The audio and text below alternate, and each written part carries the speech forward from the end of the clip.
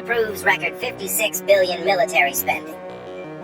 In a startling twist, Japan has unleashed a major surprise by approving a whopping $56 billion for its military, straying far from its usual path.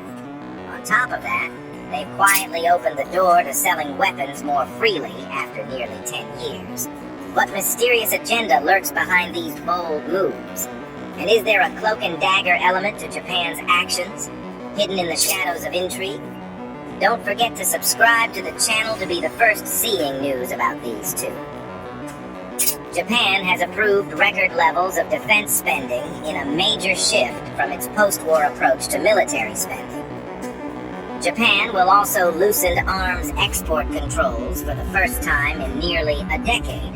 Japan's defense spending will increase by more than 16% next year under a record military budget.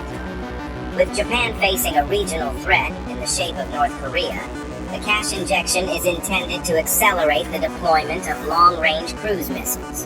The budget adopted by the cabinet also will further fortify the military with F-35 stealth combat jets and other American weapons, as Japanese troops increasingly work with allies and take on more offensive roles.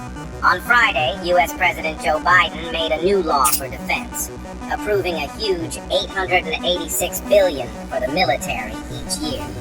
This law, called the National Defense Authorization Act, NDAA, is about 3,100 pages long.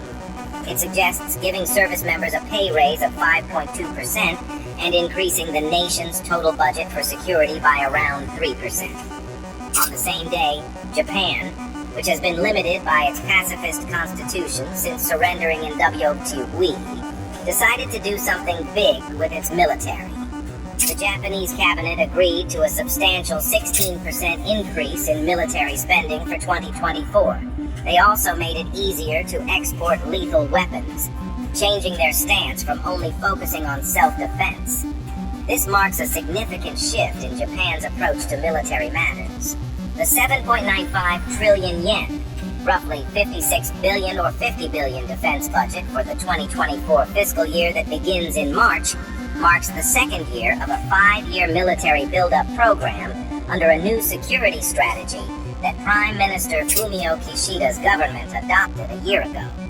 Germany, another major defeated power in World War II, has also been looking to expand its military spending and activities for the modern era in recent decades. The most recent and major catalyst to this process, which began with deployments in places like Kosovo and Afghanistan, was Russia's invasion of Ukraine in 2022, after which Germany has increased its defense budget, reaching a total spend of just over $60 billion, if including supplementary funds not in the government's main budget, in 2023. Japan plans to spend 43 trillion yen by 2027 to bolster its military power, and to nearly double its annual spending to around 10 trillion yen. The budget would boost Japan's arms spending for a 12th year. Last year, the government budgeted 6.8 trillion yen. The move is the first major revision of the arms export ban since it was initially eased in 2014.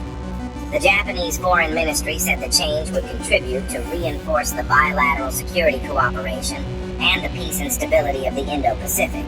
But opponents said it would let Japanese-made weapons help in escalating conflicts.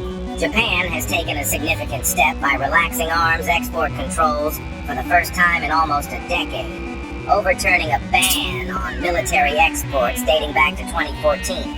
Under the new regulation, Japan is now permitted to export arms. Chairman of Japan's Inheritance and Development is cautioning against Japan's decision to increase defense spending. They believe this move could not only heighten tensions in the region, but also worsen Japan's financial situation.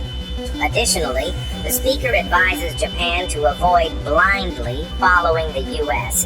in ways that could escalate regional tensions. Instead, they emphasize the importance of Japan developing its own independent foreign policy. By doing so, Japan could actively contribute to promoting peace and development in the broader region. Well, that's a wrap for today's topic. Please subscribe to the channel if you liked the video. Until then, stay curious, stay creative.